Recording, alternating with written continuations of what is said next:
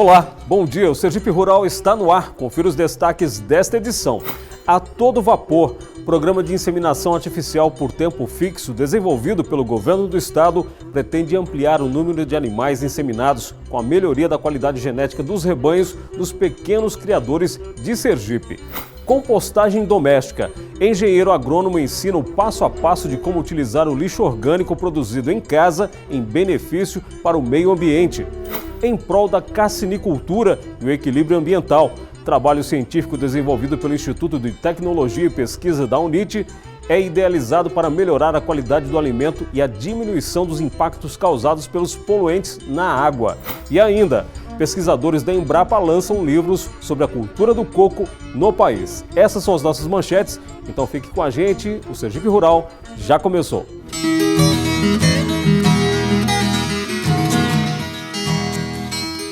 O programa de inseminação artificial por tempo fixo foi criado pelo governo do estado para trazer qualidade aos rebanhos dos pequenos criadores sergipanos. E a expectativa é que este ano o número de animais inseminados seja ainda maior que o ano passado. Os repórteres Lícia Moura e Jorge Henrique viajaram até o município de Monte Alegre, no sertão do estado, para ver de perto o trabalho da IATF, desenvolvido pelos profissionais da Indagro. Acompanhe. Produtores do Alto Sertão de Sergipe estão recebendo equipes da Indagro para a execução do programa de inseminação artificial por tempo fixo do governo do estado. No ano passado, o programa beneficiou 50 pequenos produtores e teve como resultado 162 bezerros de alta linhagem. Neste ano, a meta é inseminar 1.215 vacas. O José Mário foi beneficiado na edição de 2018 e agora, mais uma vez, recebe o benefício. Esse ano eu tenho 7 vacas para inseminar. O ano passado, aliás, só tinha 2. Mas esse ano eu gostei do ano passado, que só inseminei 2, mas esse ano eu deixei 7 para inseminar. De sêmen, né? Porque a gente tem mais qualidade no gado, né? Vai buscando uma melhora para a gente aqui no sertão, né? O programa de ATF 2019, além do aumento no número de vacas inseminadas e de produtores atendidos, a escolha do período para a realização do procedimento é como um plus, pois a baixa temperatura ajuda para que o resultado final seja um sucesso. É que a baixa temperatura proporciona conforto térmico e maior oferta de alimentos, o que ajuda na manutenção de uma boa gestação. Nós estamos fazendo o processo de inseminação artificial de tempo fixo numa época propícia. Nós estamos com a alimentação excelente, temperatura mais baixa. São essas condições para o quê? Para que as vacas reproduzam com a sua eficiência máxima sem nenhum problema. Ou seja, nós estamos fazendo o trabalho numa época correta para o quê? Para os resultados também serem positivos. O objetivo principal da IATF é reproduzir animais de alta linhagem. E para isso, a escolha do touro faz toda a diferença. A escolha de um sêmen de touros provados, ou seja, o sêmen que é vendido nas centrais de inseminação artificial, são sêmen de touros provados, ou seja, ao longo do tempo é analisado a sua linhagem para o quê? Para que tenha certeza que aquelas características genéticas vão ser transmitidas para a sua filiação, ou seja, um touro que a vaca produzia 40 kg de leite, vai acasalar com uma vaca de 10 litros, o que vai nascer com uma média superior à anterior. E isso é a importância de adquirir um sêmen de qualidade.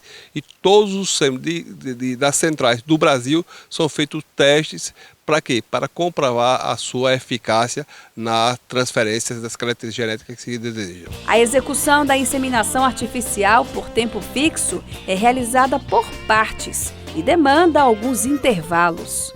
O protocolo escolhido de ATF da Indagro foi um protocolo de 3 manejos, no qual hoje estamos realizando aqui no município de Monte Alegre, o chamado D0, que é a fase inicial do protocolo, o qual a gente coloca o dispositivo intravaginal, tá? E faz a aplicação de um hormônio, que faz parte do protocolo, mais um polivitamínico, tá? E uma vacina contra doenças reprodutivas. Daqui a 8 dias, chamado D8, nós retornaremos à propriedade para fazer a segunda fase, que é a retirada do implante, o dispositivo intravaginal e a aplicação de um outro hormônio.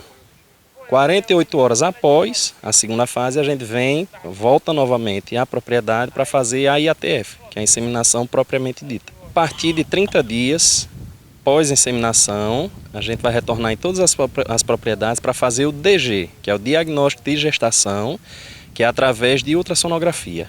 Comprovado a prenhez, a gente faz as anotações, passa o relatório para a Indagro e os animais que porventura não constatarem prenhez, a gente libera para o proprietário ou fazer uma nova inseminação ou então colocar um touro de monta nele. No último programa, nós mostramos um caso raro que aconteceu em Tobias Barreto. Lembra? Uma vaca pariu gêmeos e com um intervalo entre os nascimentos de 16 dias. Muita gente ficou com a pulga atrás da orelha, duvidando da história.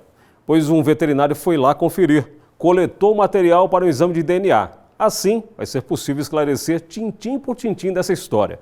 O resultado deve sair em algumas semanas e a gente vai continuar acompanhando.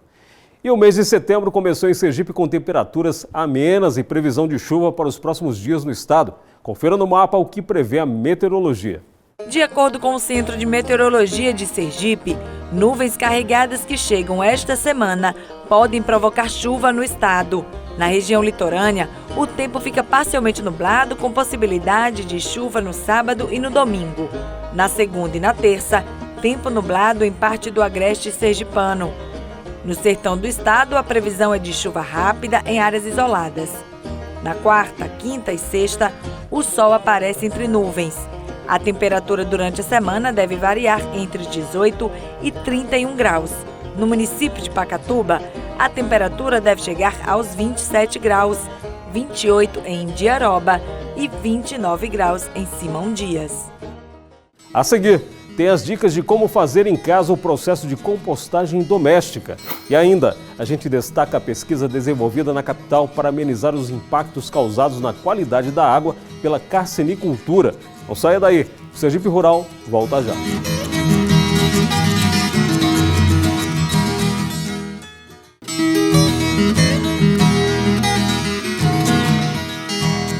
Já estamos de volta agora com uma dica para utilizar de forma produtiva o lixo orgânico gerado dentro de casa.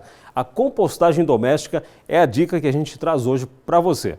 Na reportagem de Patrícia Dantas, você vai aprender o passo a passo do processo. É só prestar atenção nas orientações do engenheiro agrônomo e depois usufruir dos benefícios. Veja. Hoje é dia de dica de compostagem doméstica e viemos até o campus da UFES conversar com o engenheiro agrônomo Júlio Renovato sobre o tema. Primeiro, Júlio, eu queria saber o que é compostagem e para que realmente ela serve? Olha, a compostagem é um processo de decomposição, microbiana de resíduos orgânicos, seja de origem animal ou origem vegetal. E, em particular, no momento, a gente vai estar trabalhando uma temática que seria os resíduos provenientes das residências domésticas, com o objetivo que o produto final seja a produção de humus ou composto utilizado no processo de adubação das plantas, como também pode ser utilizado muito para a produção de mudas, seja de origem frutíferas, pode ser olerícolas e também florestais. Os resíduos domésticos e a para de jardinagem têm impacto social, ambiental e econômico. Quando trabalhamos na vertente social, nós estamos falando o seguinte, na geração de emprego e renda, porque o processo de compostagem possibilita a geração de emprego e renda para aqueles que estão envolvidos. O outro ponto importante é a questão ambiental, porque grande parte dos resíduos que é utilizado no processo de compostagem, eles são lançados a céu aberto. E lançados a céu aberto é um ambiente propício para a ocorrência tanto de roedores, insetos, que poderá disseminar doenças. E do ponto de vista econômico é que o produto final, o produto agregado final, tem um valor agregado e muito aceitado no comércio, tanto para a finalidade de adubação como substrato. Para iniciar o processo de compostagem, Júlio explica que é preciso ter matéria-prima de origem animal e também vegetal. Quando falamos de origem animal, nós estamos se referindo aos estercos, que são um material que a gente utiliza para misturar com os resíduos provenientes das residências, como por exemplo, restos de frutas, restos de hortaliças, alguns produtos como por exemplo arroz que foi cozido sem a presença do óleo, enfim, todos aqueles produtos que normalmente a gente joga no lixo e, consequentemente, tem um destino que é o céu aberto e, consequentemente, irá proporcionar impacto ambiental. O sal, óleo e restos de alimentos cítricos devem ser evitados no processo de compostagem e existem outros cuidados importantes.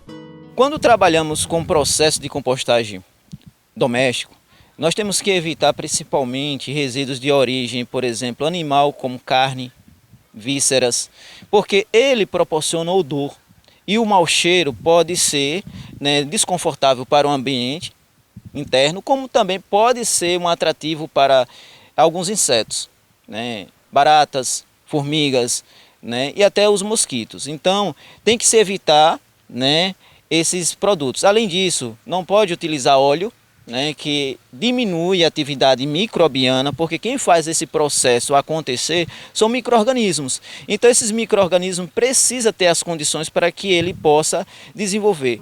Quanto menores os pedaços dos resíduos, melhor é o processo de compostagem. Mas é preciso ficar atento à umidade do material. O primeiro passo seria colocar uma camada de esterco seco, para justamente ele absorver a umidade proveniente dos materiais, dos produtos dos resíduos que a gente vai colocar para a produção de composto. Quanto menorzinho, melhor, né? Quanto menor, mais rápido o processo se torna e maior a atividade microbiana. Então, é fundamental que a gente transforme todos esses resíduos em tamanhos menores, certo? Então, nós temos aqui a folha, que a gente pode ter acesso na área de lazer, da área de paisagismo. Então a gente pode diminuir os tamanhos, utilizando assim essa matéria-prima para a produção tanto de adubo orgânico como também de substrato para a produção futura de mudas. Perfeito? E nós temos também aqueles restos de capim, gramíneas, que a gente normalmente faz obtido no processo de manutenção do nosso jardim. Uma poda. Então a gente vai e reduz esse tamanho para facilitar o processo de decomposição. Finaliza com esterco e protege com tela ou tampa para afastar os insetos. Semanalmente, o material precisa ser revolvido para auxiliar o processo de decomposição dos resíduos e oxigenar o composto.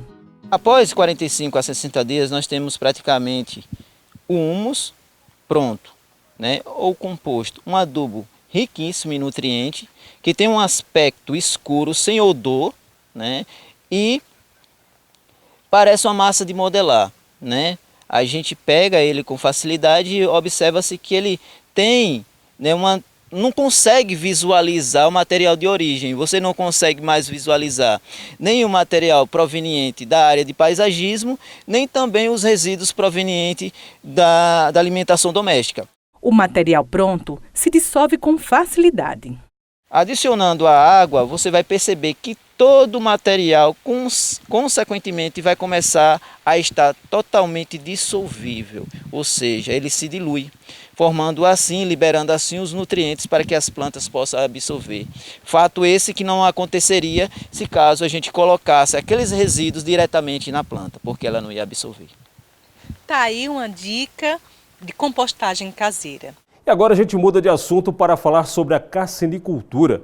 Sergipe tem apresentado crescimento no setor, principalmente na região do Baixo São Francisco. De olho nisso, um trabalho científico que está em pleno desenvolvimento promete melhorar a qualidade do alimento e ainda diminuir os poluentes da água. Confira.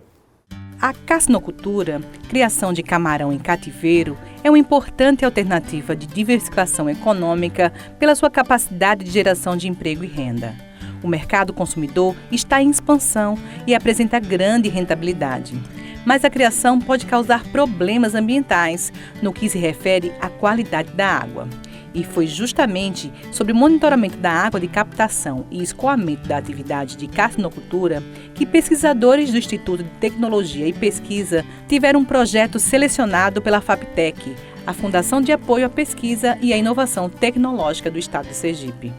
E tudo começa aqui no ITP, no Laboratório de Pesquisa em Alimentos. As águas que vêm dos viveiros de camarão passam por processo de separação. O pesquisador usa um reagente vermelho na água para que a gente perceba o processo de separação acontecendo. A gente começou a captar água e colocar nessas amostras de água 2 constituintes, duas amostras, né, de produtos químicos, e elas fazem uma separação como está aqui. Então eu tenho 2 separações e quando ela separa, os hormônios e os antibióticos vão para uma dessas fases e ela fica concentrada. Então nós conseguimos já fazer um aumento em mais de 100 vezes, ou seja, melhora a detecção desses poluentes emergentes em água em 100 vezes. Então, consequentemente, eu posso averiguar melhor esta capacidade que eu tenho do meu tratamento, como é a capacidade que esse tratamento pode ter. Apesar desses compostos estarem em baixíssimas quantidades no meio, eles acarretam problemas. Podem causar danos ao meio ambiente e à saúde humana. Nós começamos a fazer essas averiguações e poder dizer, olha, esta água está contaminada. E quando ela está contaminada com hormônio?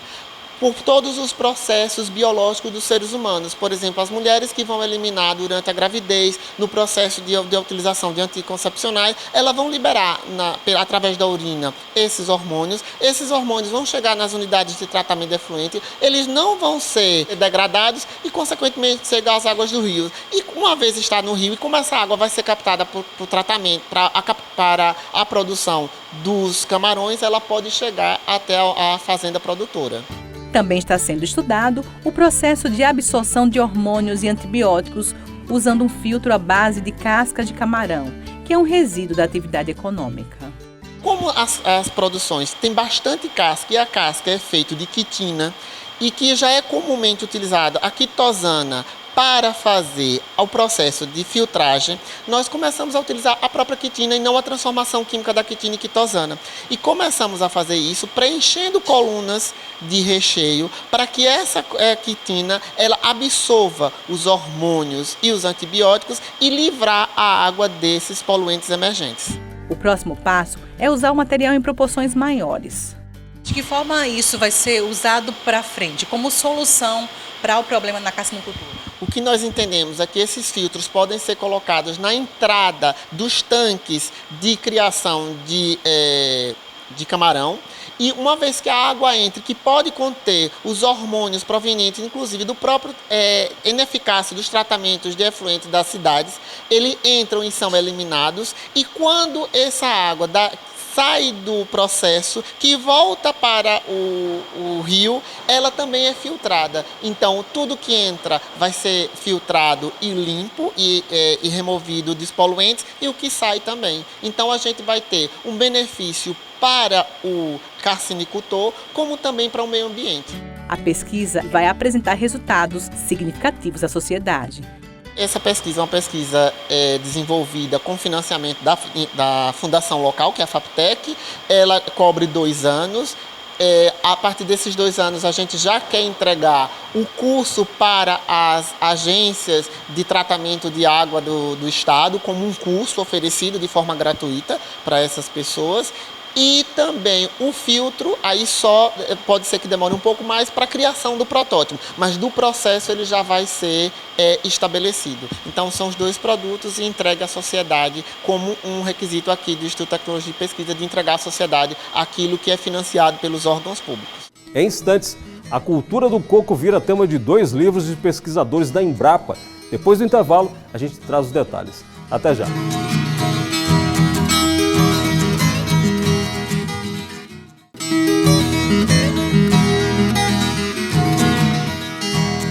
A Embrapa Tabuleiros Costeiros é conhecida pela referência técnica na cultura do coco. E os estudos referentes à fruta, tão apreciada e consumida pelos brasileiros, virou tema de 2 livros de autoria de pesquisadores do órgão. A repórter Lícia Moura é quem traz os detalhes.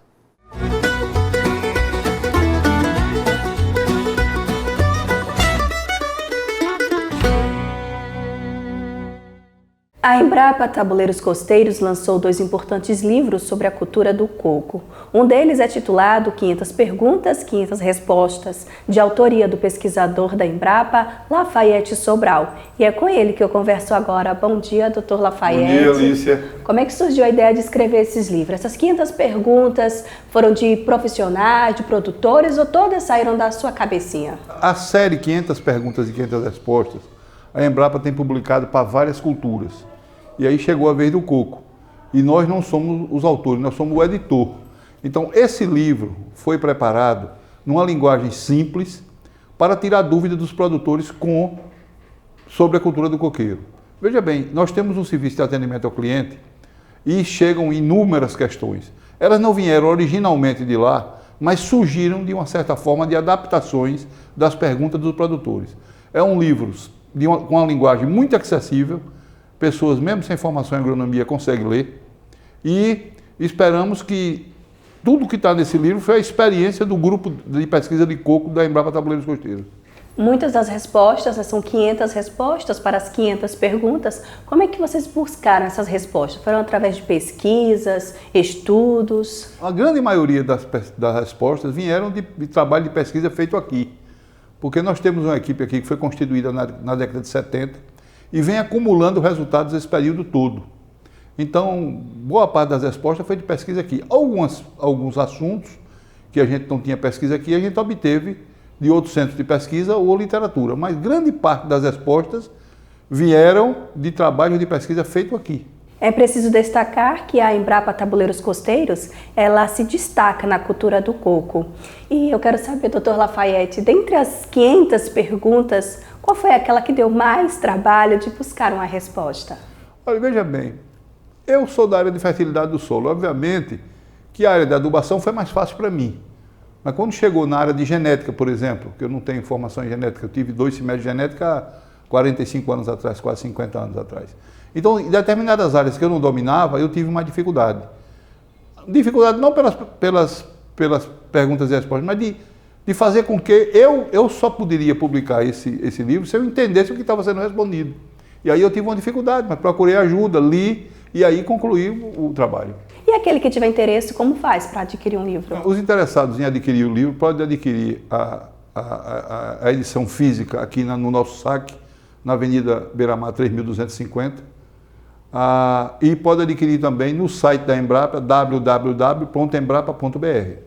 O outro livro já está na 3ª edição e o título é A Cultura do Coqueiro no Brasil. A autora e editora é a pesquisadora, a doutora Dulce Nunes, já está aqui ao meu lado. Bom dia, doutora. Bom dia a todos. A senhora já me confessou aqui nos bastidores que a 1ª edição tem uma linda história e eu queria que a senhora pudesse, assim, compartilhar com a gente. Quando a Embrapa completou 20 anos, lá em 1994, nos foi pedido para que a gente reunisse tudo que a gente sabia sobre o coqueiro. Então a gente escreveu o primeiro, não é? Que foi a cultura do coqueiro no Brasil. Nós juntamos todas as experiências de colegas, e a gente escreveu esse livro para mandar para Brasília num tempo muito rápido. Nós não conseguimos mandar em tempo. Então o nosso chefe disse assim, não, nós vamos escrever esse livro, nós vamos publicar esse livro, e nós fizemos aqui em Aracaju, aqui em Sergipe, e o livro foi um sucesso tão grande que de todos os livros da Embrapa nós ficamos em 2º lugar. Ficamos com a medalha de prata, por quê? Porque só perdemos para o gado de leite que tem em todo o Brasil. Então uma cultura nordestina, por excelência como coqueiro, ganhou de grandes culturas como soja, como milho, como algodão, e nosso livro foi tanto sucesso que a gente escreveu, reescreveu e estamos na 3ª edição. A cultura do coqueiro tem pano para manga, né? Já é a 3ª edição. Doutora, o que traz esse livro, né? A gente sabe que vai estar falando ali da cultura, do manejo, mas o que tem de diferente nessa 3ª edição, por exemplo, em relação ao 2º ou ao 1º? Esse livro está bem melhor, está bem mais completo, ele vai de A a Z, de dentro da porteira, como é que a gente faz, como é que a gente planta. É a nossa Bíblia, não é? É um livro que vocês aqui está aqui o livro, né? O livro grosso, o livro que fica em pé, não é? A gente diz o que é um livro, o que é um livreto. O livro quando fica em pé. Esse é grosso, ele é muito bem ilustrado, ele traz experiências de muitas pessoas, não só da Dulce. Eu sou uma pequena parte da engrenagem. Nós devemos a abnegação, ao trabalho de vários colegas de várias áreas. Como ela falou, nós temos sobre doenças, sobre pragas, como é que se planta, o que é o coqueiro, o que se faz com o coqueiro, o que se faz com a água do coco, como que se faz o óleo de coco. Então, você tendo aqui esse livro, todas as suas dúvidas vão ser sanadas. Ou seja, é um livro bastante completo. Você vai aprender a utilizar o coco desde o plantio até o fruto e reaproveitamento. Doutora, os interessados, onde podem encontrar o livro? Olha, nós temos a Embrapa tem um serviço, né, do atendimento ao cliente, que é o SAC, já estamos vendendo aqui em Aracaju, mas a gente vai entrar nas livrarias de todo o Brasil. Então, você pode adquirir seu livro, não é, em qualquer lugar do Brasil. Ou então aqui em Sergipe, procurar a Embrapa Tabuleiros Costeiros, onde nós temos o serviço de atendimento ao cliente. É só entrar na internet, que é muito fácil, que a gente manda o livro para você, onde você estiver. Obrigada, doutora, por sua participação, e eu espero que, assim como foi a primeira e a segunda edição, essa terceira também seja um grande sucesso. Marcelo? E o Sergipe Rural de hoje termina aqui, mas você pode ajudar na produção do próximo programa. É só enviar e-mail para sergiperural@perip.se.gov.br ou através do WhatsApp do nosso programa. Anote o número 99894-6691. Obrigado por sua companhia e até o nosso próximo encontro.